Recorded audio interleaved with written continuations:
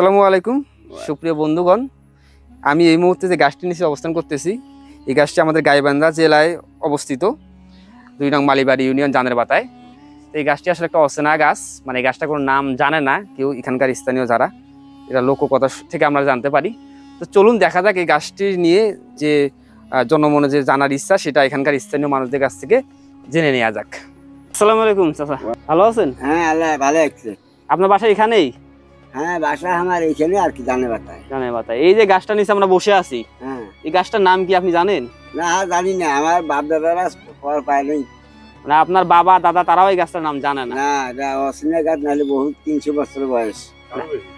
তাহলে আমরা ধরে নিতেছি আনুমানিক 300 বছরের বেশি হবে এই গাছটার বয়স। হ্যাঁ, মানে এই গাছটা কি এখানে এভাবে ছিল নাকি এই গাছটা মানে এইভাবে ছিল? এটা কি ভেসে মানে আমাদের যেটা জানতে পারছি, আমরা শুনছি এটা আমার জায়গা আছিল, পরে এটা গাছ কি আইতে আইতে চলে এসেছে। আচ্ছা, মানে অন্য জায়গা থেকে ভেসে ভেসে এখানে রাত্রে আইতে আইতে চলে আসে, এই জায়গায় আইতে এটি খাড়া হয়েছে গাছ। তার আমরা এখানে দেখতে পাচ্ছি এই যে মনে হয় চুলা বা কিছু রান্না বান্না করে, এখানে কিছু রান্না করে? এখন মানুষ করে, আগে করে নাই, এখন করে।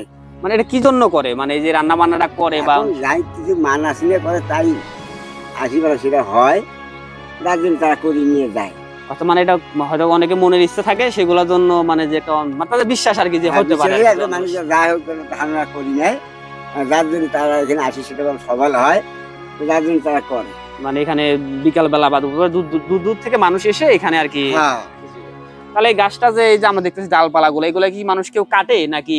হ্যাঁ, আগে মুরগি কাটছিল, কাজে সেই মানুষের বাঁচে না পরে আর, মানে এই গাছের ডাল কাটার জন্য। ডাল কাটার জন্য পরে অনেক ইয়ে করিয়ে মানুষ তো বাঁচিছে।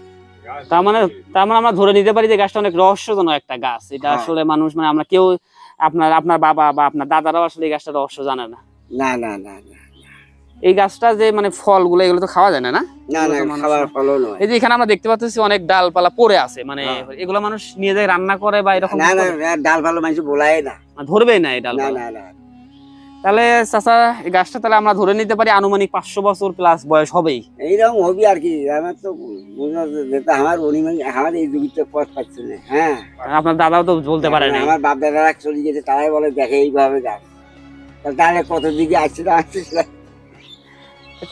সুপ্রিয় বন্ধুগণ, আপনারা চাচার কাছ থেকে শুনতে পারলেন বা আমরা জানার চেষ্টা করলাম যে গাছটার আসলে রহস্য অনেক প্রাচীন, বলতে পারেন বাংলাদেশের ভিতরে অনেক প্রাচীন গাছ আছে, এটাও একটা গাছ।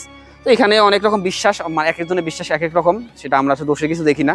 অনেকে এখানে মানত করে, কারোর বাচ্চা না হলে আসলে মানত করে, বা যে যেরকম আর কি, এখানে খিচুড়ি করে খেয়ে যায়। তো এই ছিল আসলে এই অজানা গাছটার রহস্য। তো আপনারা আমাদের সাথে থাকার জন্য অসংখ্য ধন্যবাদ। আশা করি ভিডিওটি ভালো লাগলে অবশ্যই শেয়ার কমেন্ট করে অন্যকে দেখার সুযোগ করে দিবেন। ভালো থাকবেন, আল্লাহ হাফেজ।